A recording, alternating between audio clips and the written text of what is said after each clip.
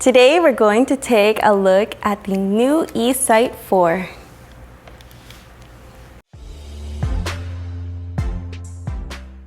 Hi everyone, it's Carrie from Live Accessible, and I do videos on technology and encouragement for people who are blind and visually impaired. If you're interested in that type of video, make sure to hit the subscribe button and the notification bell so you can be notified every time I upload a video.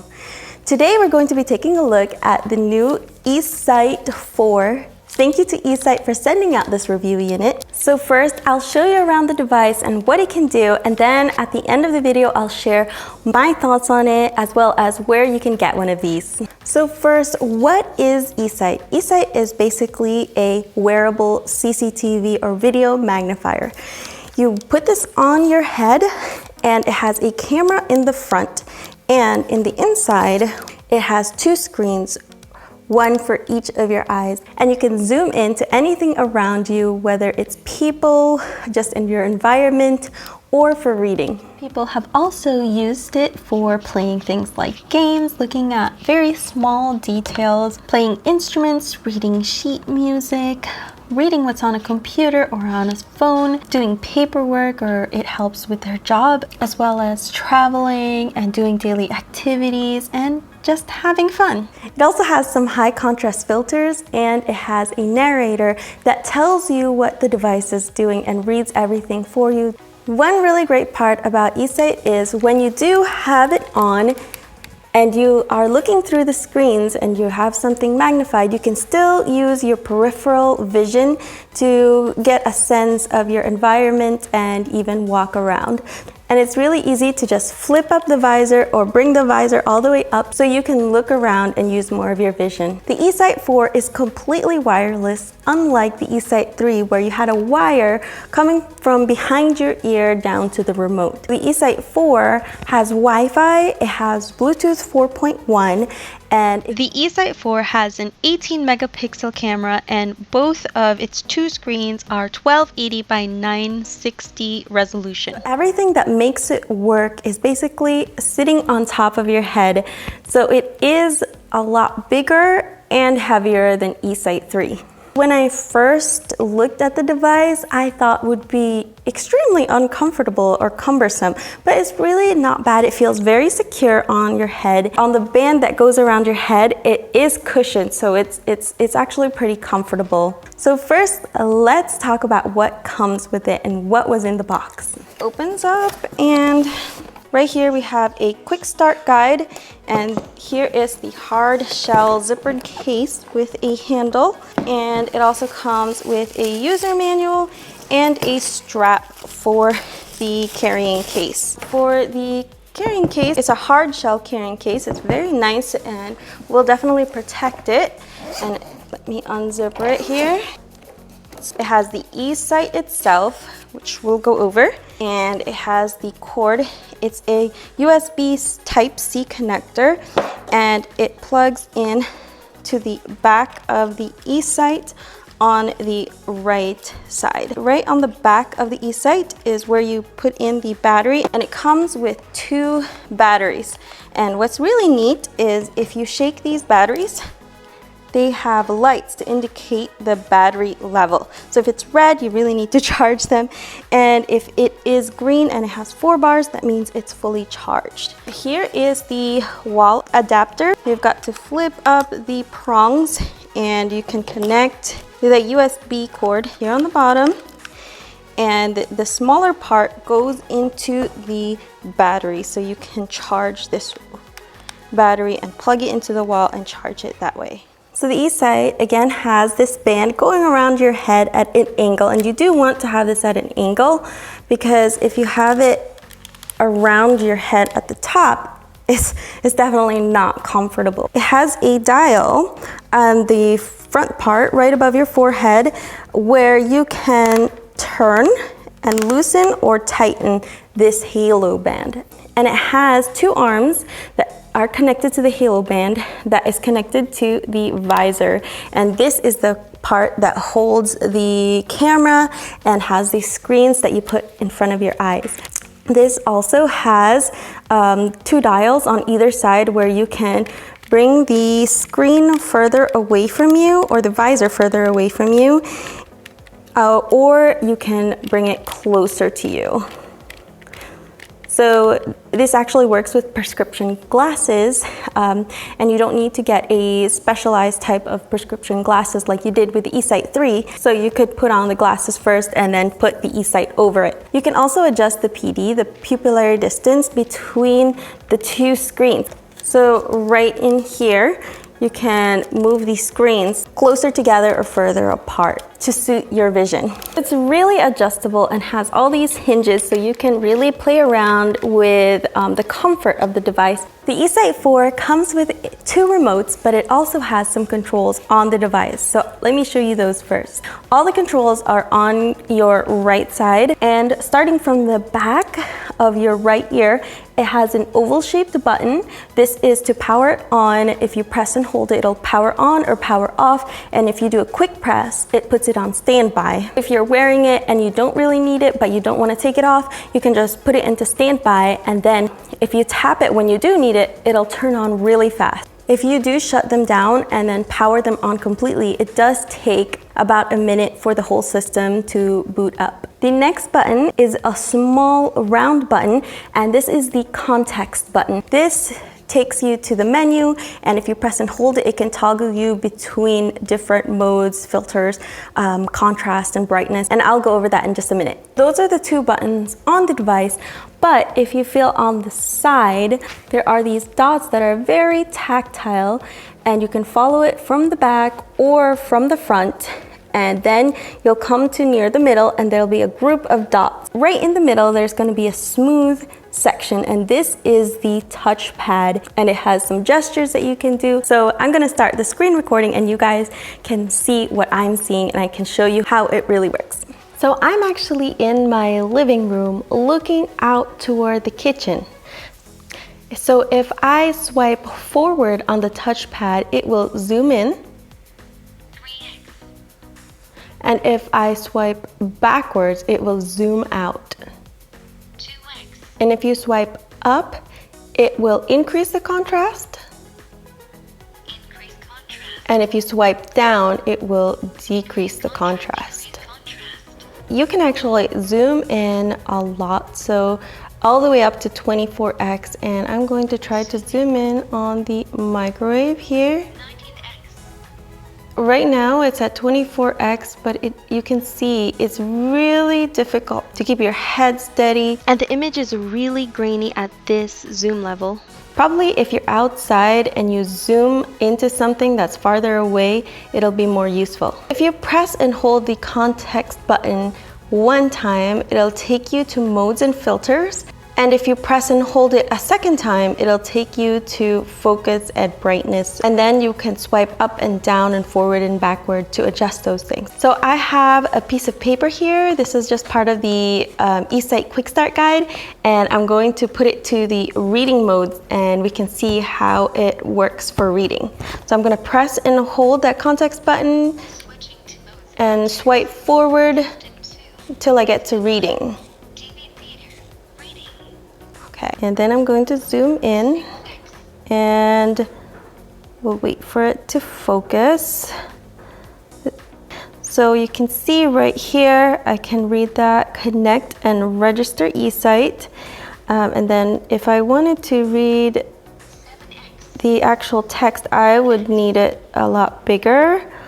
It says you'll need access to a computer or mobile. It's also difficult to control when you're reading because you have to have the paper still as well as the eSight. A lot of the time it's easier to actually take a freeze frame. It has a gyroscope on the eSight that you can pan around the screen and zoom in and look around the image that way. So that's how you use the controls that are on the device. The remote that it comes with is pretty simple. It's rectangular, and on the top there's a single button, and if you press and hold that, that'll turn the remote on, and the narrator on the eSight 4 will tell you that the Bluetooth is connected, and if you do a quick press on that, it'll reset your view. The next one down is the context button, which acts the same way as the context button on the device. Then you have a little white circle that has 4 directions. Up is zoom in, down is zoom out, left is decreased contrast, right is increased contrast. And so that also changes when you're controlling the modes and filters. The middle button has 2 functions. If you do a quick press on it, it will take a picture and add it to your gallery. If you press and hold it, it will take a freeze frame, and then from there you can zoom in and zoom out and pan around by moving your head around, and also you can even change the filter. Right below that circle there are 3 buttons in a row. The first one goes back. This middle one is the finder. If you press and hold it, the eSight will show you everything in the minimum zoom so you can look around and locate something, and then when you let go, it'll zoom right back in to where you were looking.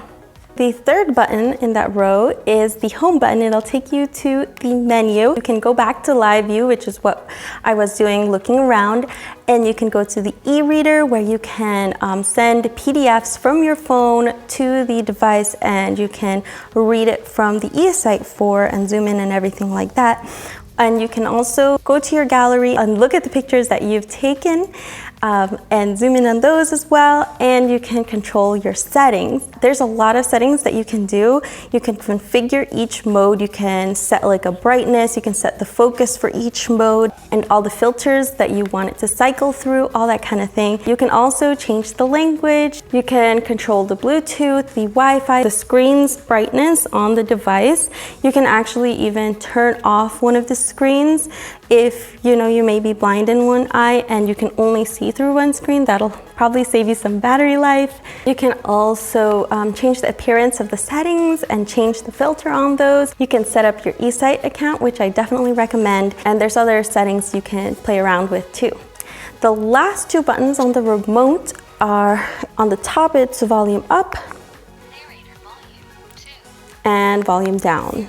If you set up an eSight account, it brings a lot more features through the eSight app. You can share the feed coming from your eSight to your phone, so somebody else in your family or friend can see what you're seeing on your eSight. And through the app, there is a remote so you can control your eSight from the app. You can also send pictures from your eSight to your phone through Bluetooth. And you can also send pictures from your phone to your eSight if you want to view something through your eSight. Also, you can share your phone screen to your eSight, so you can look through your eSight and see what's on your phone. Though they're still working on compatibility and supporting more devices. They do support iPhone 8 and up, as well as some Samsung Galaxy phones, and they're working to support a lot more phones. So what are my thoughts on the eSight 4?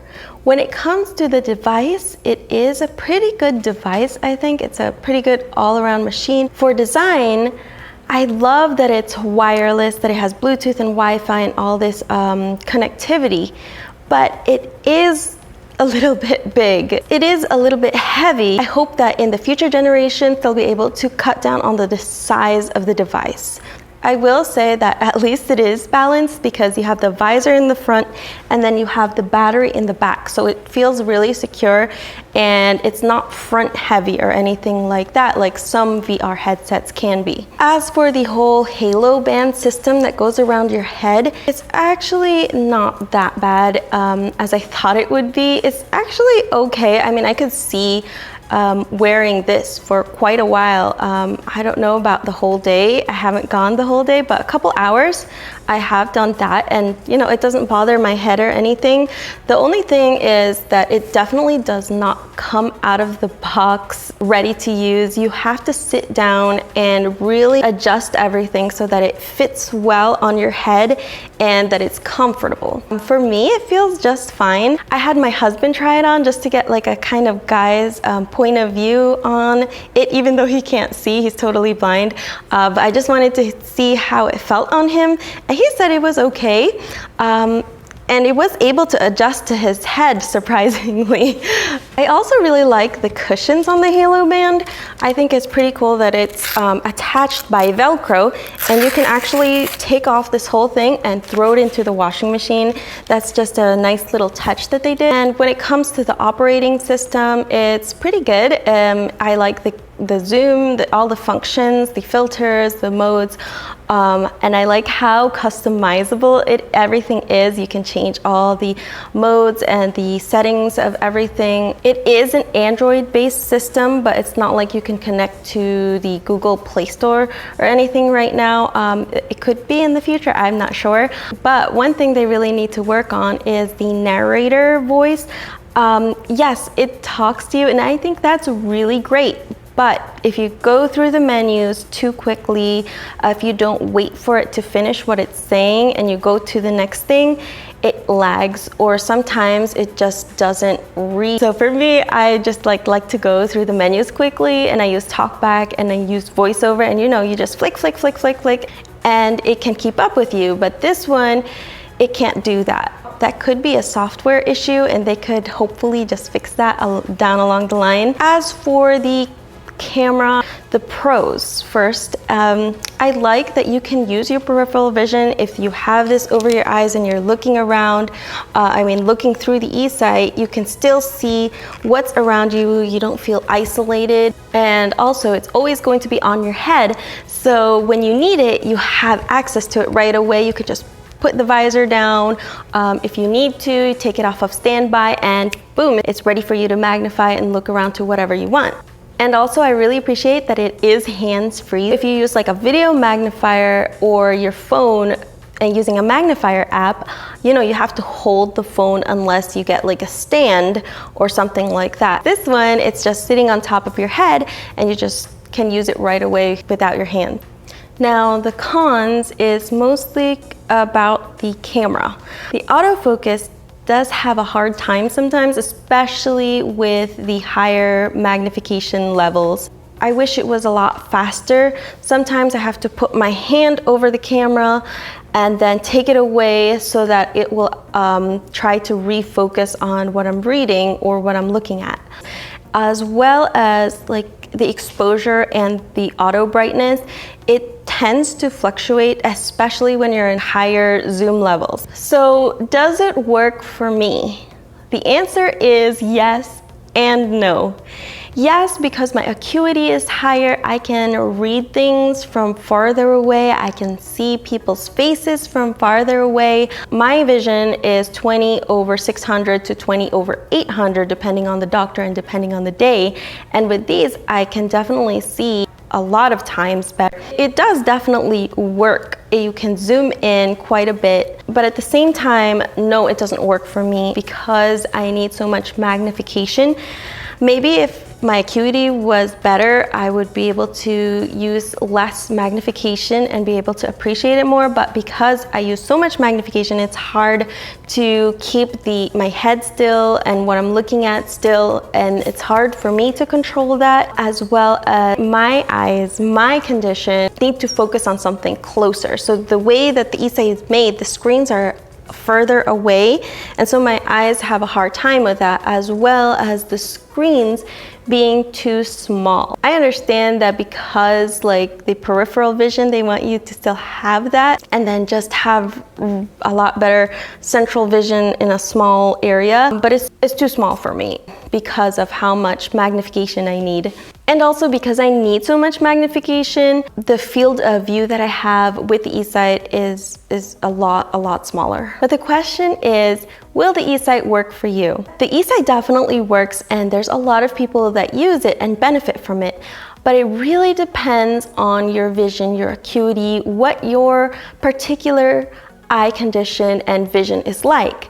And the only way to really know if eSight will work for you is to try it.